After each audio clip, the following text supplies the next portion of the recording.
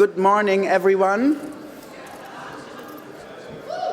May I call for your attention? Our fellow panelists of the first panel are eager to enter the stage, but I would like to take 1 minute of your attention before we start with the first panel.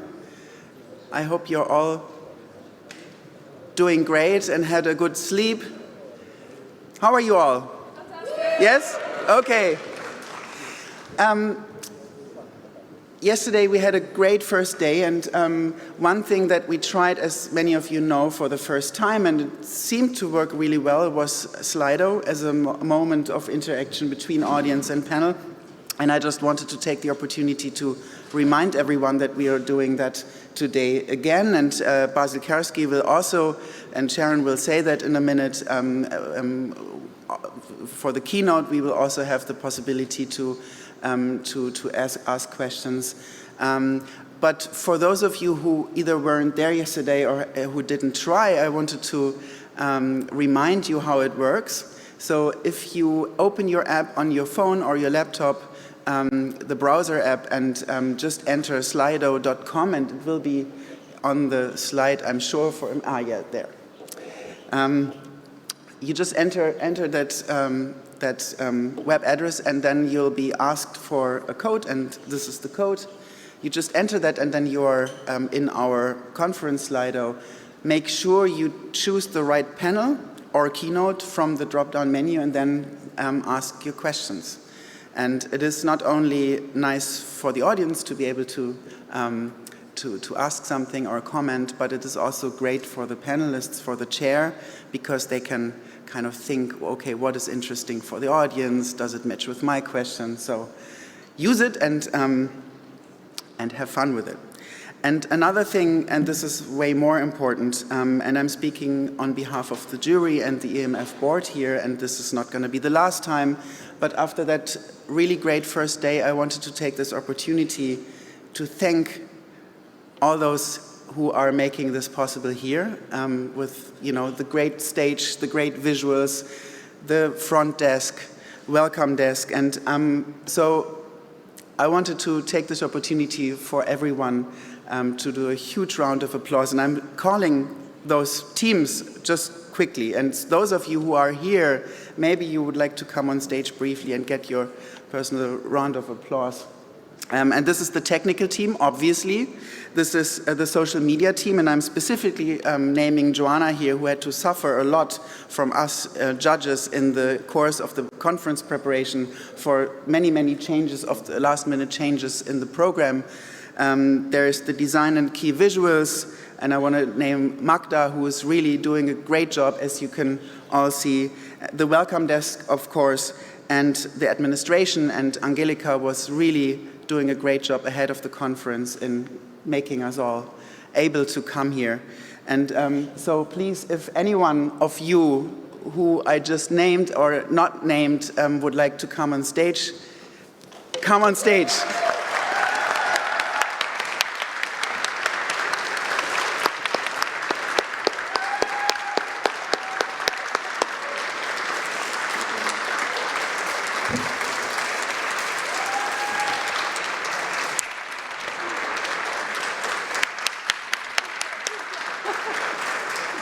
Thank you so much. Thank you. So we have a little, this is only the start. There's many more presents to come. We all brought something from wherever we came from. So this is for you, maybe just for the first day, and there is more to come, and thank you so much. Thank you very much.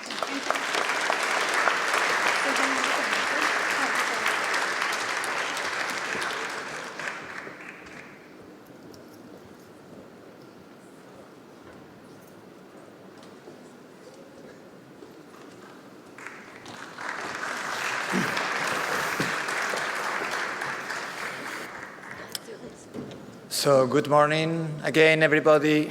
Dzień dobry. Hope you have had a very good sleep tonight, a very good rest. Yesterday was a very interesting day. I think we all agree on that. We learned a lot, but the show still goes on. So we have many more things waiting for us. And without no more hesitation, we're going to start with the first panel this morning. A panel that I have to say has a beautiful title, right? A very engaging title. It's Bridging the Gap, the Role of Museums in Uniting Communities. The aim of this panel is somehow to underline a key potential role museums can play for their communities. This is the role of helping to establish connections and positive understanding among the diversity that defines and has always defined our communities. This is bridging, which is an attitude, a perspective that museums should work to develop to help closing as much as possible the gaps existing in our society. These gaps, these factors that we all know can make coexistence very difficult, and which are social, economic, cultural, or perhaps all of these things at the same time, and which unfortunately, and I underline this, unfortunately, not only exist, but seem to be growing and growing these days. Well, so to reflect collectively about this fascinating and important topic, I got with all of us this morning 3 wonderful museums in my panel. The first of them is the Musée National de la Marine in Paris with Louise Contant, the head of collections and research department with us. Thank you for coming, Louise. Big applause.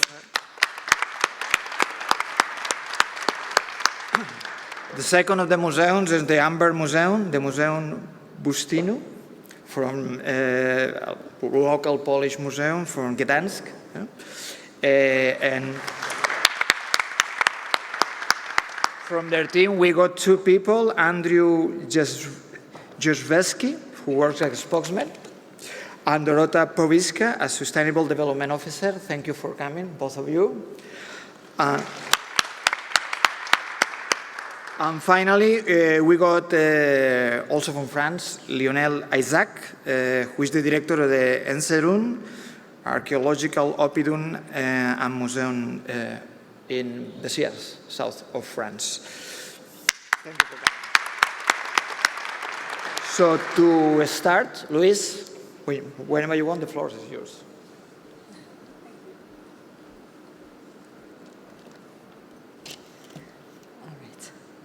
Good morning, everyone. Thank you for having me here. Day 2, I have to say, is no less intimidating than day 1, it seems, on this beautiful stage. So in this short presentation, I will introduce you to the work Musée National de la Marine has been doing for the past few years. But first of all, I wanted to explain a term we tend to be obsessed with, and which strangely does not have an entry in the French dictionary yet, at least. It appears here in the title, maritimities, maritimité, in the plural form. This notion first appeared in the 1990s to describe how we human beings appropriate a special environment, that of the sea, the ocean. It encompasses the representations we have of that, the sensibility, and the very diverse, thus plural, ways of seeing, experiencing, working with, perceiving it. When we renovated the museum, we aimed at questioning the individual and collective representations of the sea, the historical, social, and cultural constructs men and women have elaborated to organize their relation to the sea, to protect themselves from it, to socialize with it, to map it, to love it. Yep, let's try that. Bearing that in mind, I will go back shortly in time and fast forward to cut a long story short. In 1748, the naval engineer Henri-Louis Duhamel du Monceau, man of the Enlightenment, offered to King Louis XV a vast collection of ship models under the condition that it would be exhibited straight away in the Palais du Louvre for educational purposes, especially for the naval officers which terribly lacked competence and capacity. His dream became a reality, and the Naval Museum expanded during 1.5 centuries, developing its collections, becoming one of the museums of the Louvre over more than 2,500 square meters.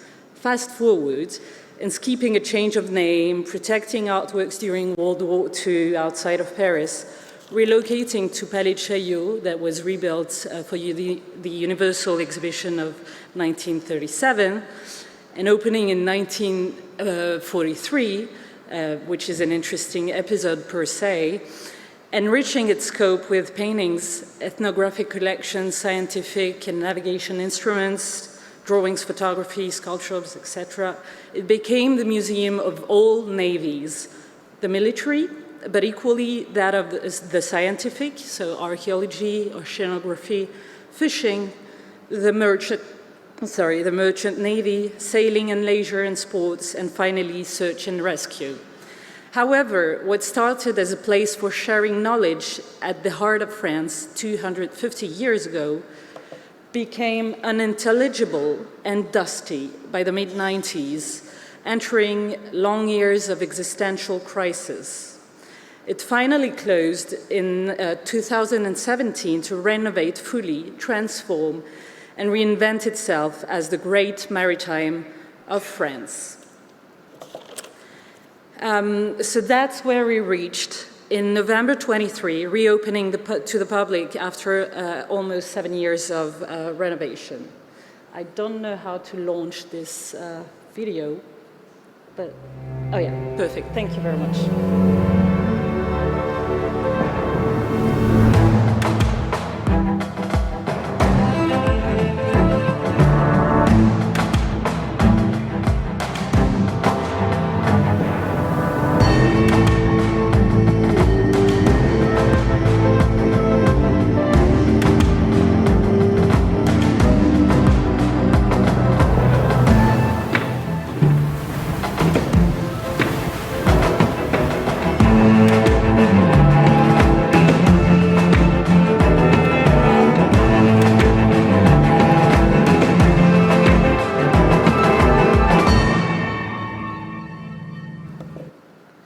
Nothing could have happened without this. Thanks to being rooted in 7 sites, in Brest, in the castle, in Port-Louis, in the Citadel, in Rochefort, in 2 sites, in Toulon, on the Mediterranean, Paris, of course, and the Conservation and Research Center in Duny, north of Paris. We shared grounds for a new joint venture to tell histories of the people of the sea.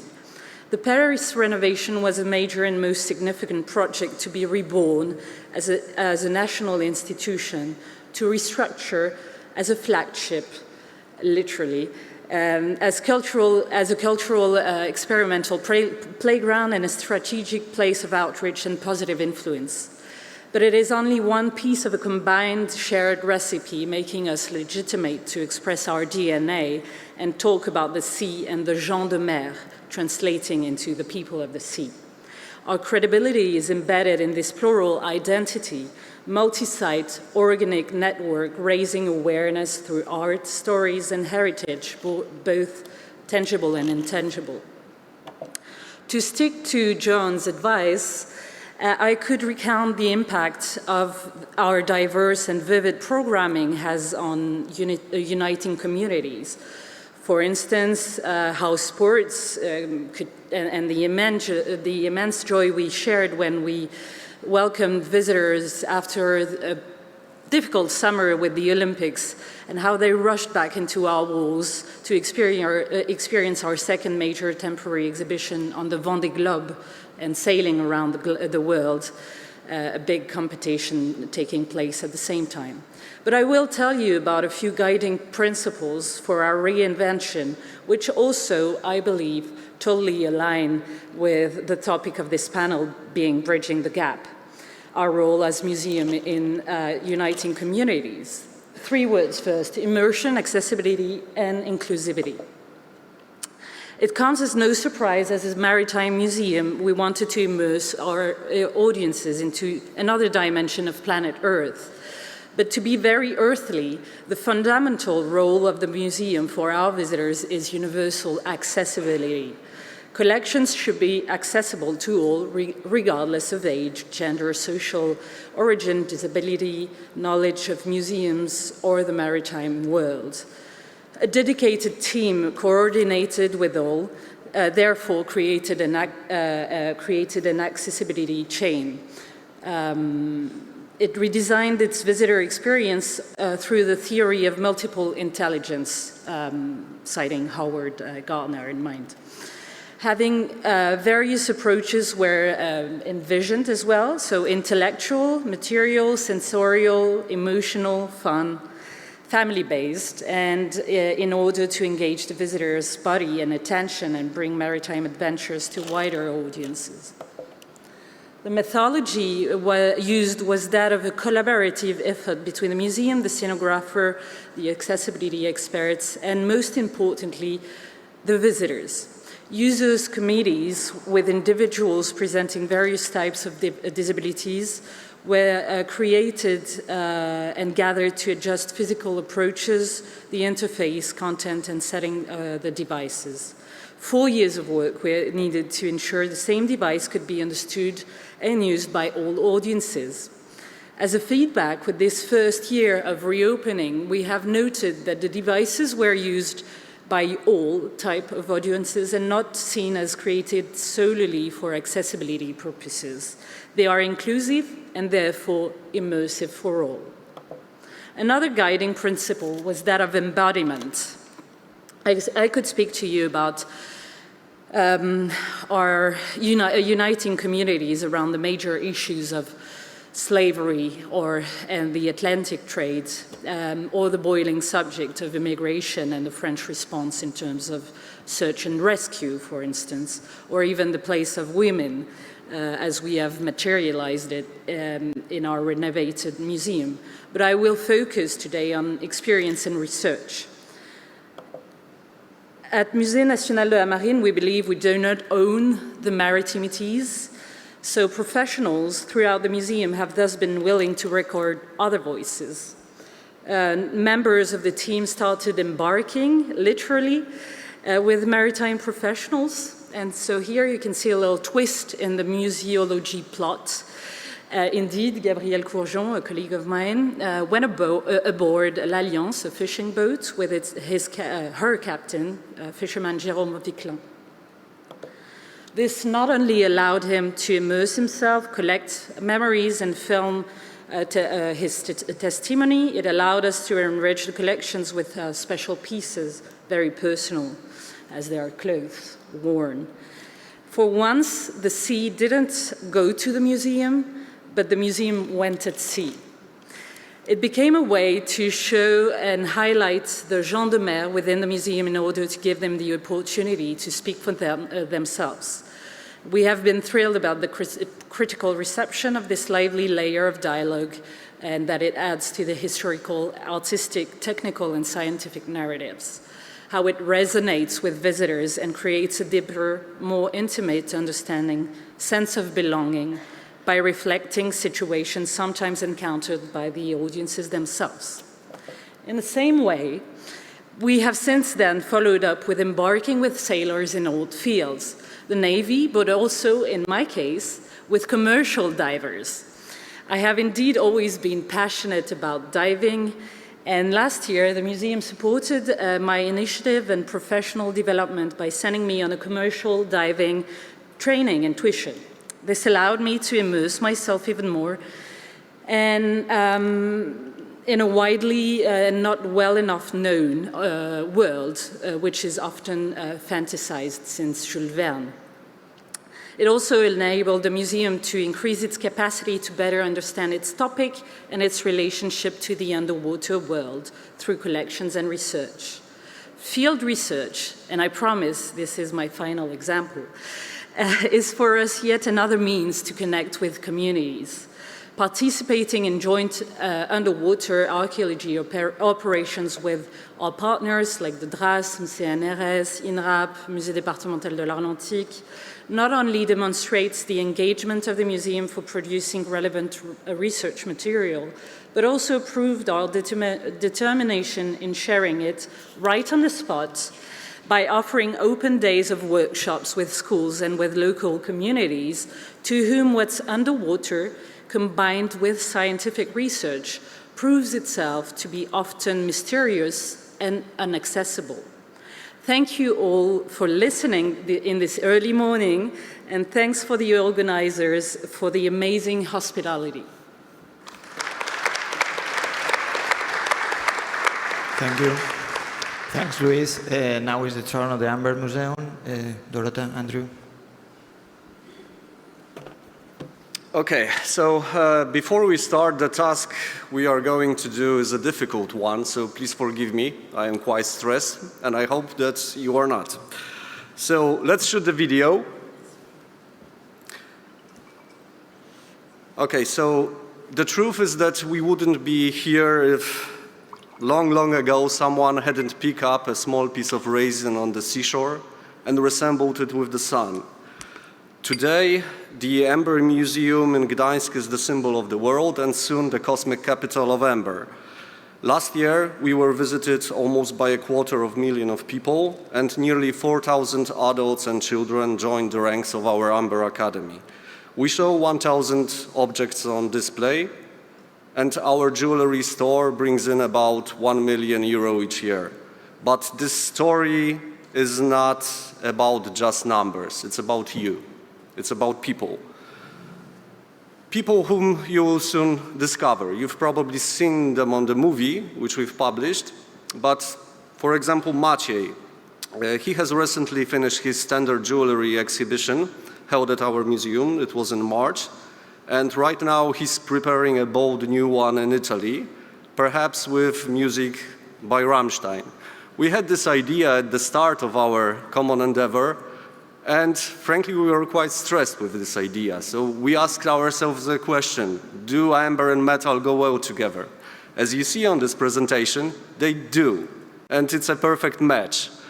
Maciej is very thankful for this cooperation, and he infected us with a certain idea, to have a tent at our museum, which we will use for later cooperation with artisans and entities that deal with amber. Alan, on the other hand, is a young perfumer. He came only to our museum to check if the shipment of his amber was genuine. Well, we have a lab, so it turned out that the amber comes from Caribbean Sea region, and together we invented an idea of Hispaniola scent. Alan will soon deliver a second portion of amber perfumes to our museum, and he's such nice, easygoing guy that we've invited him to lead the perfume workshops at our museum. We had an empty space for the restaurant, so we thought, why not have another room for workshops? This is the story I like. It's about Julia, a very energetic person who came to our museum claiming she has found a medieval cross. So we thought, okay, but according to the rules, you have to contact heritage protection officers and we will help you. So after a struggle that lasted half a year, Julia became a benefactor of our museum, and right now she studies archaeology, so that is nice, and she's also looking for another piece of ambers. I know this guy for almost 25 years. He's from Australia and he lives for amber. So he was keen on giving us a true Australian amber to our collection. He came once, but the amber turned out to be from Sumatra. He came this year, gave us another piece. It was Sumatran amber as well. So for the next year, he's planning to go to Tasmania, only to bring this true Australian amber to Gdańsk. We are a world capital of amber, so we have to. Eva, on the other hand, helped us 25 years ago to build our amber collection, and she invited many people from all around the world to do so. Thanks to her and other people, almost 80% of our starting collection was donated by private people or companies. She now leads the International Amber Association, and though we part ways, we speak as one for amber. And that's the game changer. He's our boss.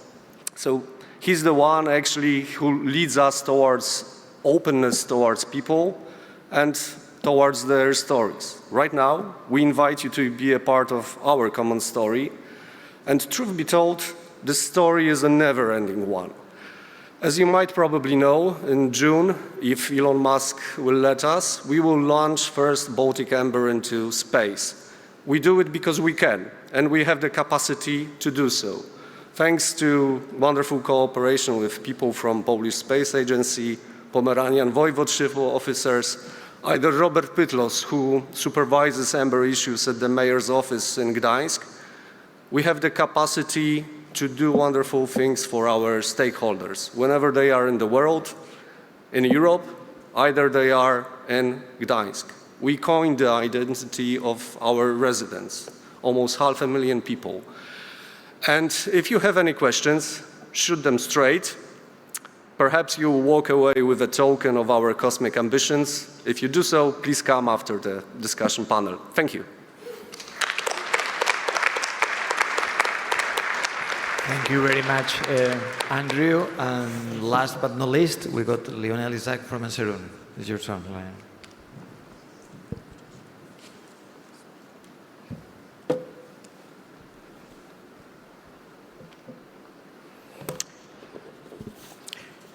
Here we are. I am today very proud to represent the French National Monument Center, as well as the entire team of the Oppidum and Archaeological Museum of Enserun, whose presentation video you can find on the EMYA website. Over the past 4 years, I have the privilege of overseeing the complete redevelopment of our site and of rethinking, together with the project team, the entire visitor experience and our reception facilities of this Celtic settlement discovered in 1909 in the south of France between Montpellier and Toulouse. Despite the COVID period, we were collectively able to meet this cultural and human challenge, aiming to breathe new life into the image of archaeology. The work on the collection led to the restoration of over 1,000 artifacts, bringing them back into the spotlight and giving them renewed meaning. You'll see some images with a photographer, which was with us, with the team, during the 2 years we were working in the museum.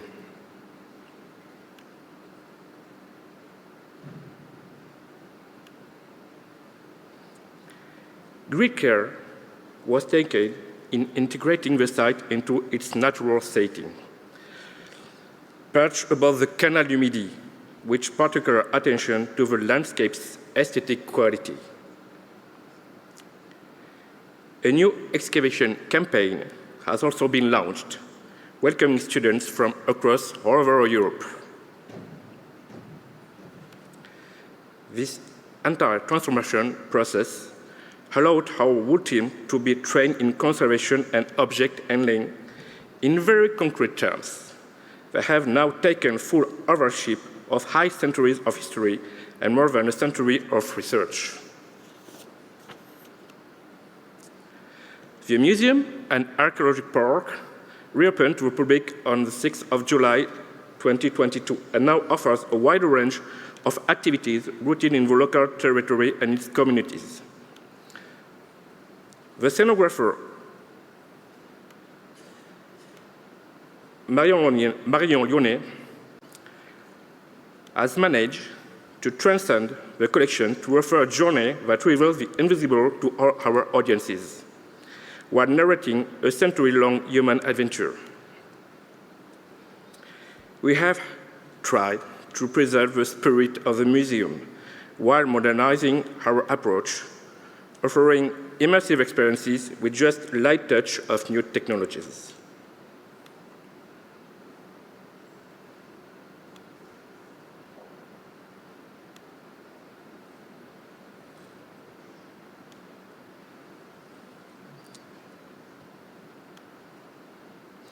A new research program involving 3 universities is now underway to test innovative methodologies.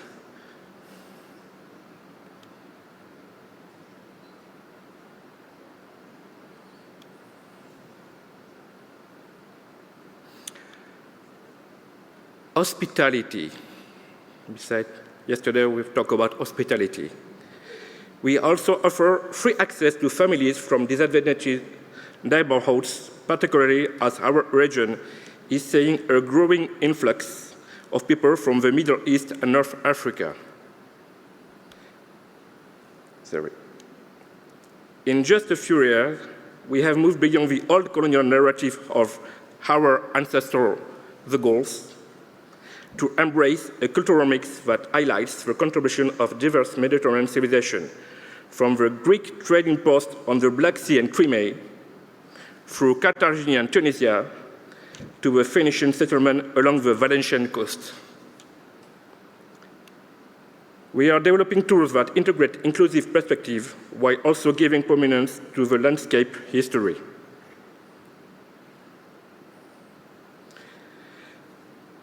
Contemporary creation is,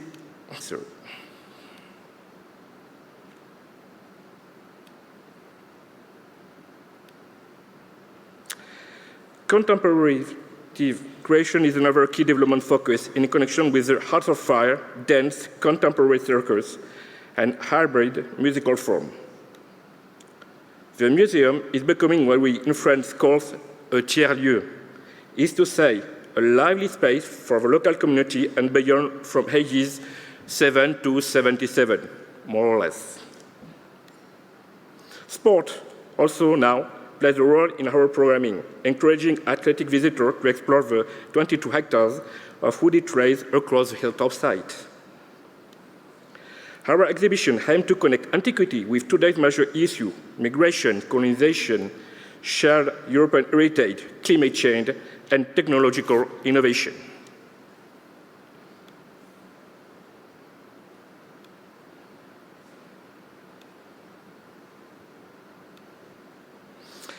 Thanks to a project supported by the Euro region Occitanie, Catalonia, Balearic Island, we were able to initiate a fruitful partnership with the Archaeological Museum of Ibiza and Formentera, the Museum of Archaeology of Catalonia Empúries, and the Autonomous University of Barcelona. Rather than circulating rare and fragile objects, we turned to 3D printing to present different facets of archaeology, now at the crossroads of anthropology, environmental science, and cutting-edge technology. Ultimately, 3 para-exhibitions were created across the Panama Museum: Intermediate, a virtual expedition on ancient Mediterranean exchanges, a bridge between culture.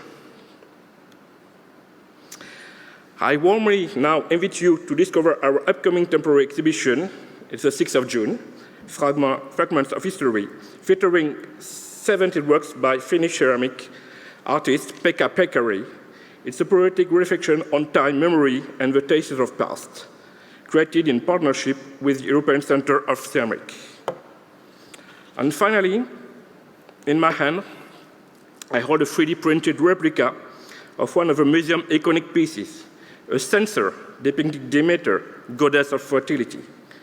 Like a fragrance for waste, did you smell it? It symbolically yet tangibly connects our museum, our communities, and the enduring cultural exchanges that unite Europe. Thank you very much.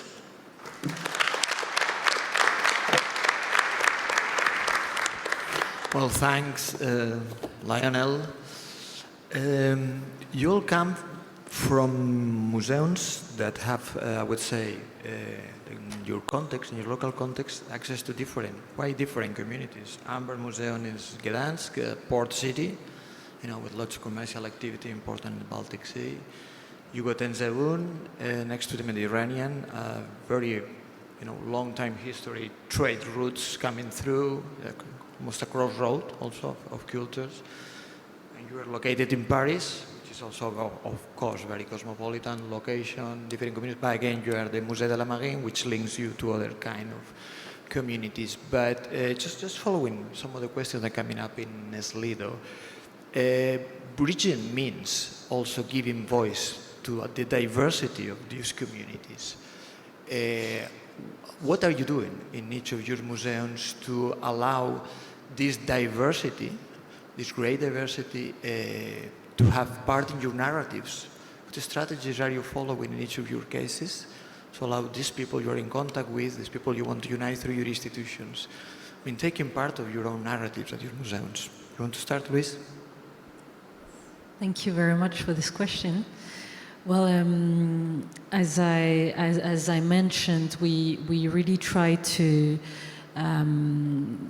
build this network of not only professionals, museum professionals that have a sort of anchor in the maritime themes. For that, we built a national network of maritime museums. We're also part of ICMM, the International Congress of Maritime Museums.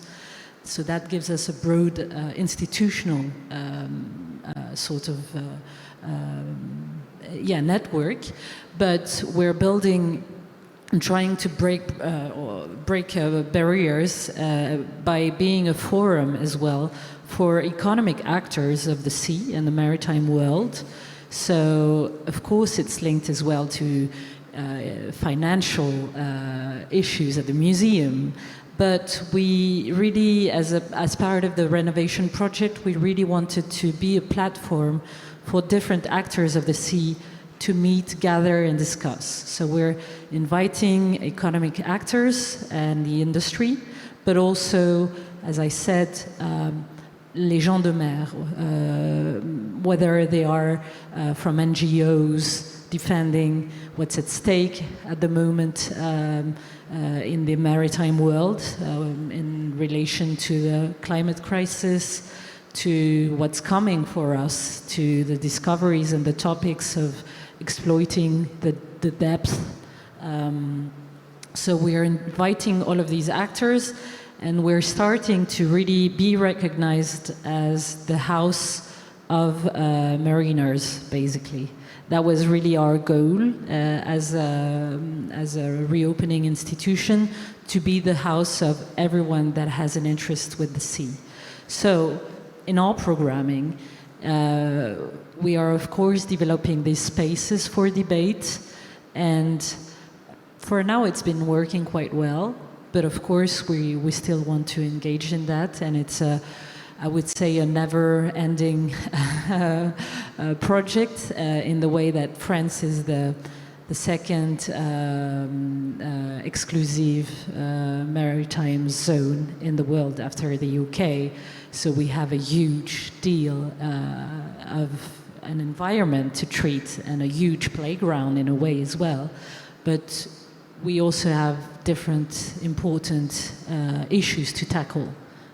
Immigration, the climate crisis, the colonization, of course, with our outre-mer. And so, yeah, we're trying to be this platform. And, I'll let Lionel maybe. Lionel? Yes, we have two types of population and public, because we are in a rural zone, and we have city next near the museum. So with the rural zone, it's their museum, it's their oppidum.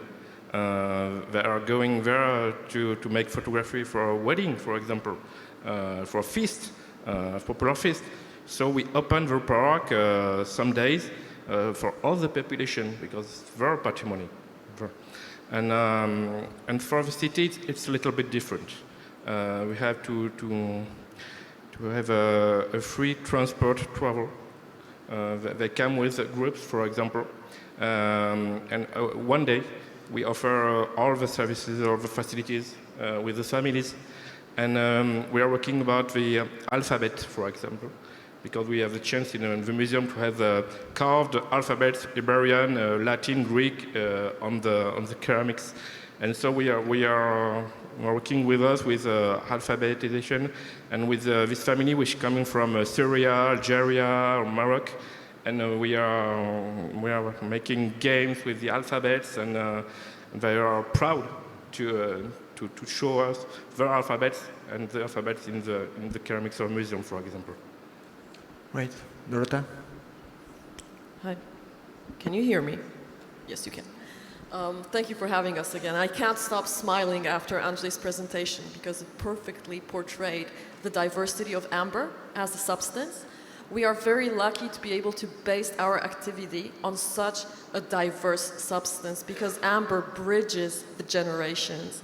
It has been around for thousands of years, and we have exploited it as humanity for so many years and used it for our benefit for so many years that no matter what happens, no matter what surrounds us, no matter how difficult the times are, it always seems to bring people together. So for us in Gdańsk, a city that has such a complicated, such a complex history, and also for a city that has such a diverse population, we can say, Amber becomes a very positive reference point, which allows us to bring these different social groups, these different nationalities, people of very different approaches together without conflict. And also, it has a very soothing effect because, as you know, amber is not only beautiful, it's not only useful, it also has healing properties. So this healing property allows us to soothe these tensions. And anyone who comes to our museum feels very welcome, and that is something that Andrzej pointed out in his presentation. We are very grateful for the number of people that come to our institution. Everyone feels welcome, that's something that they say. We are very grateful for this. And this comes from this very essence of amber, which combines all the elements. Earth, fire, water, it's all there. And as you mentioned in your very cordial beginning of our presentation, at the beginning of our panel, I have the honor and the privilege to be responsible for the sustainable development of our activity in the museum. And as you all know, sustainable development is not only our care for the natural elements. It's also very important to mention very strong local communities and very meaningful local partnerships. And these things are those things that allow us to make sure that everything we do and everything that we focus on in the Amber Museum allows everyone to feel welcome there. Thank you. Some of you also mentioned, and I think it's a key point, because bridging means somehow making the effort of getting closer and taking in other perspectives, healing, of course, but to get through all this process, you need to recognize problems in the past. You mentioned colonialism, for instance.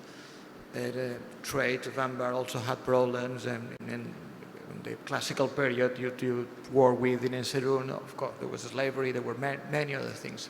How do you work on these difficult topics as part of your bridging strategy? You know, can you tell us something about how you face these problematic questions that are linked to the topic of each of your museums as a part of building a positive approach, please? Sure. We do accumulate a few difficult topics at the Maritime Museums, at the Maritime Museum, and we are lucky enough to have different sites as well. So we can develop this network of partners, local partners, and also universities, scholars. And so, for instance, taking the example of the Atlantic trade, we worked with historians for now to have a very strong academic resource to point out the participation of France in this dramatic and horrifying trade, which is part of our history and which made us rich. So we recognize this within our walls. We also managed to have this strong display, which I invite you to see, but to convince one of our sponsors, who is actually a coffee maker. He's lending us coffee cups, and we're exhibiting next to it some slave, how do you call them? These Slave trade? Yeah, like chuckers, sorry, yeah. So we managed to enter these dialogue, and I think the next step for us is really to invite communities and the civil society, so to say, to tell their own stories. We also worked with the Fondation pour la mémoire de l'esclavage, which exists since the year 2000s. And so we're really trying to surround ourselves with both specialists and inheritors, I would say, of this very heavy history to display that. So that's maybe one of the answers.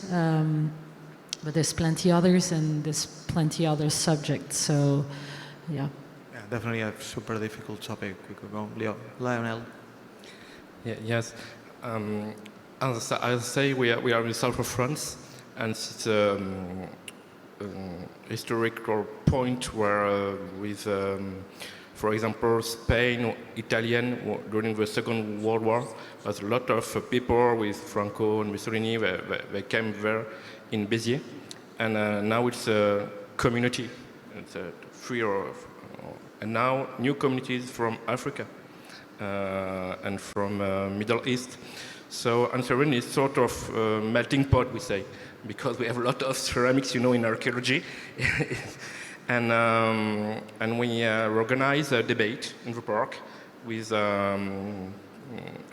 historian, archaeologists, sociologists, and ethnologists, geographers, not to present a history of the facts or materials, but the history of the communication of culture. For us, is the more important. And when Hannibal came with his elephants near the Oppidum, it was one day. But the history between Italian people, Spanish people, and Celts, we don't know really what what was their name, what they feel like it was Mediterranean or European, I don't know. And now it's the same thing with the people near Anserin. We do like this, and with this debate, it's with a coffee, and it's very interesting, and with whole person with testimonies of this period of the Second World War, for example. And the new one, we were migrant more recently. It's exchange and trade link, and it's a good moment for us in the museum. Right, thank you. Lionel, Loretta? Your question was, how do we address diversity as an institution? And when it comes to us, it's again our wonderful substance of amber that allows us to do this, because amber is not only diverse, it's also very democratic. It definitely brings all groups, all social groups together, due to the fact that a lot of people have a very sentimental approach to amber. For a lot of people from our generation, it's something that makes us think of the youth of our grandparents and parents. So it definitely allows us to have a sort of connection to the seniors of our society. But also the fact, what Andrzej mentioned in his presentation, I keep calling you Andrew, I'm sorry, I can't get used to calling you in English, or yeah, whatever, yes. Because Andrzej's name in English is Andrew, so when I say Andrew or Andrzej, it's always him, no matter what language.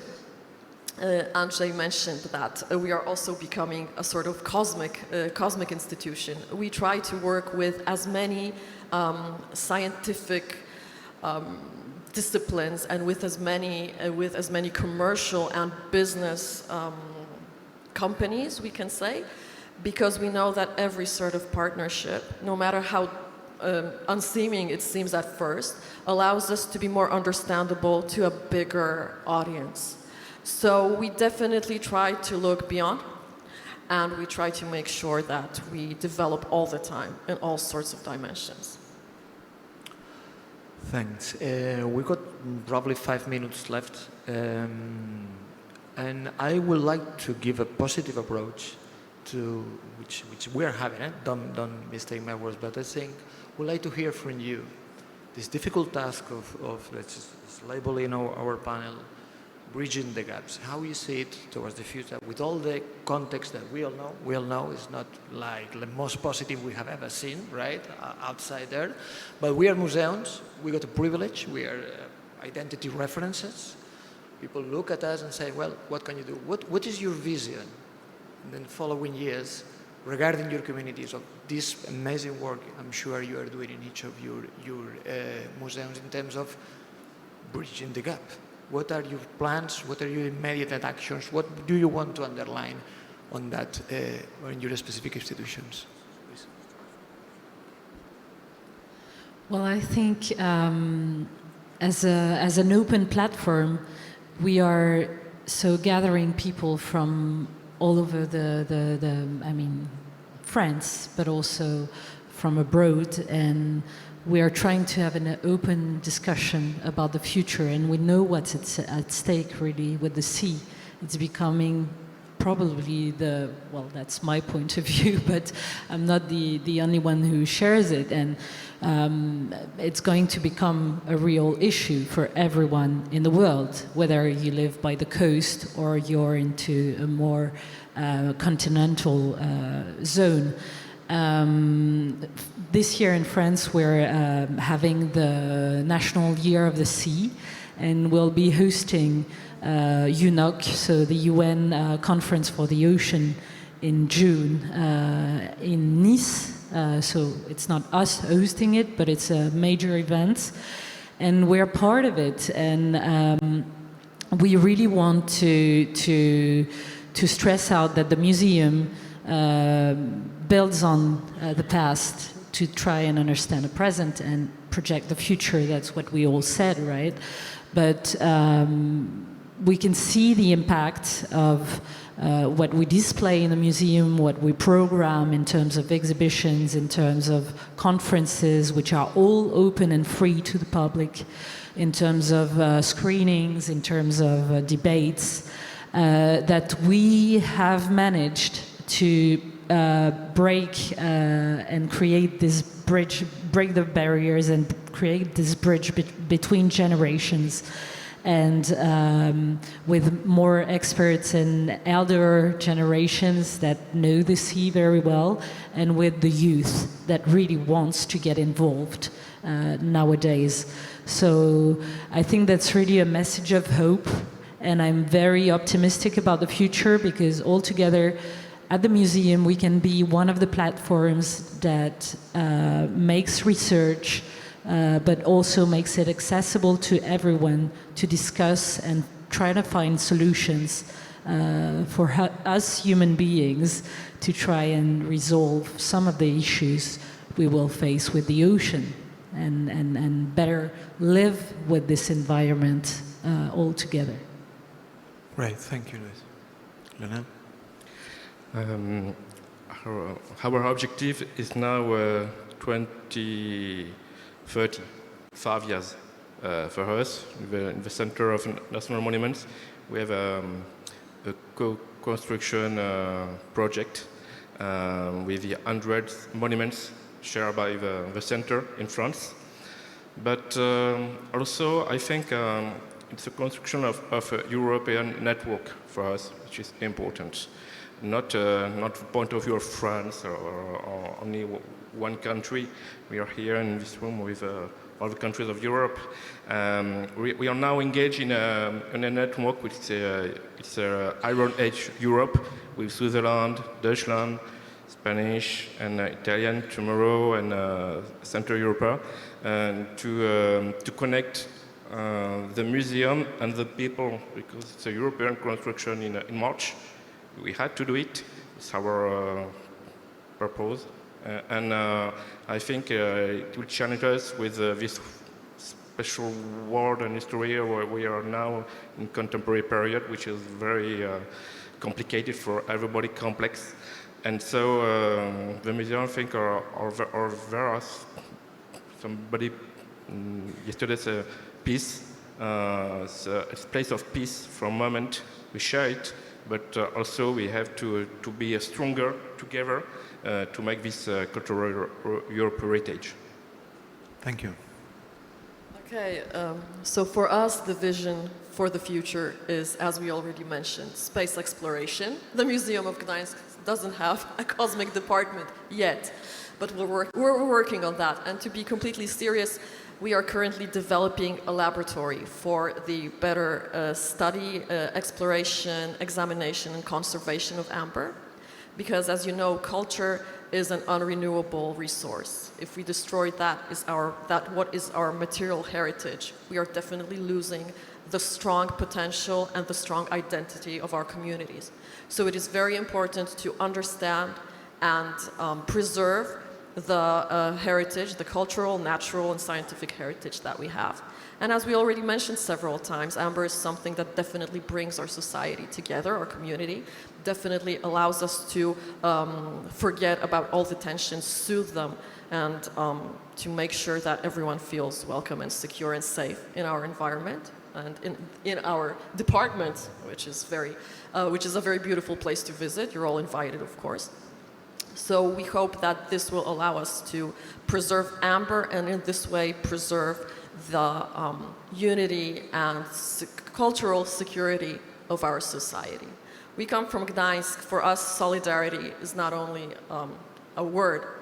This is a phenomenon that brought us freedom. So definitely we want to preserve solidarity of societies, of our community, not only through amber, but through our combined cultural heritage. Great. Well, I'm feeling that this panel is getting, because time has rushed. We are actually, we finished with our time. But again, I'm feeling we could carry on talking for a long while. Thank you for the three of you, for your three institutions, for a wonderful time. And thank you also to all of you for listening. Thank you.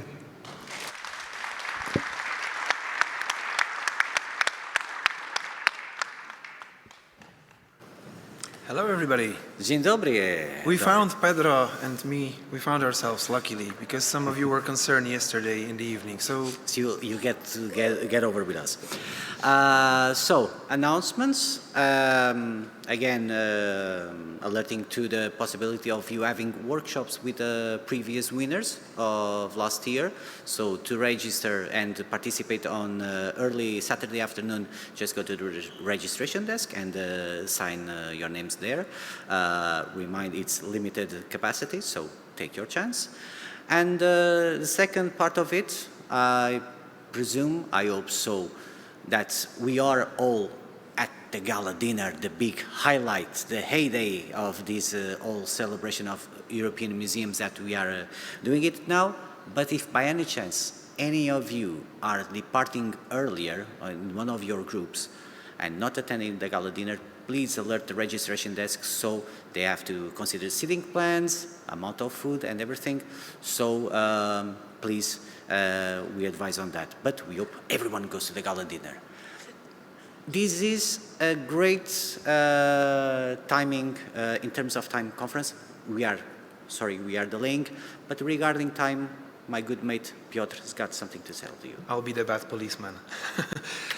Ladies and gentlemen, we have 20 minutes of coffee break. Please come back sharply at 10:50 because the program for today is really packed. So, and especially on the afternoon because we have to leave at 6:30, so you can have actually a great... At 6. This is timing. So then we have to get the stage ready for a great reception on the evening to you, thanks to the opera. There will be a great concert in the evening. They plan it for us. They do it for us. So please come. See you soon.